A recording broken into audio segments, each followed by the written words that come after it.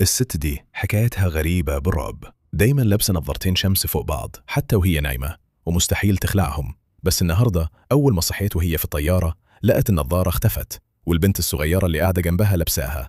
الست توترت جدا وطلبتها منها، بس البنت رفضت. وفي اللحظة دي الست انهارت تماما لما شافت منظر مرعب. حاولت تتماسك، بس لقت إن نفس المنظر المرعب ده بيحصل لكل ركاب الطيارة. عرفت إن فيه مصيبة هتحصل، فطلعت تجري على الباب وتصرخ عشان تنزل فوراً.